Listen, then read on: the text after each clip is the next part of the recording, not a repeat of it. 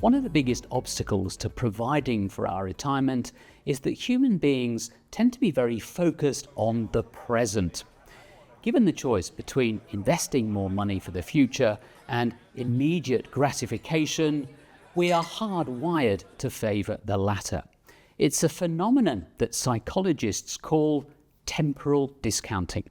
Temporal discounting, in effect, just refers to our normal tendency to just undervalue delayed rewards compared to whatever you get immediately. So, in tests and in real life, we find that most people would prefer a 10% pay rise today rather than 15 or 20% next year. What they want is the certainty of today's reward over the uncertainty of tomorrow's future gains. So we anchor to the current state when we're evaluating different options. So it's the here today, what tomorrow notion.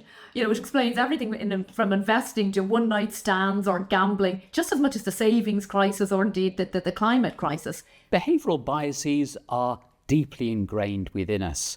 Our brains have just evolved that way. But there are things you can do to counter these biases, and temporal discounting is no exception.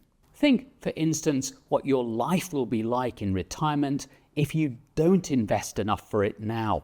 If you tell someone who takes a sun holiday once a year and they change their car, say, every 5 years, that if they don't save enough for retirement, if they don't invest now for the future, that in the future state, they'll only be able to take a holiday every 3 years, and maybe they'll only be able to change their car every 10 years. Now, that really hits home, because suddenly you're thinking, well, no, I can't go on my holiday every year. It's only every 3 years, and the car every 10 years. What's your like that, or even every 15 years? It depends, obviously, whatever income you're talking about. But when you visualize that future and bring it back to real consequences for today, what you're doing is you're shifting the temporal frame and making it easier for people to rethink about those decisions. Of course, there is a balance to be struck between investing for the future and enjoying the present.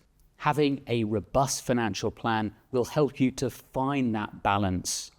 Putting off thinking about it certainly won't.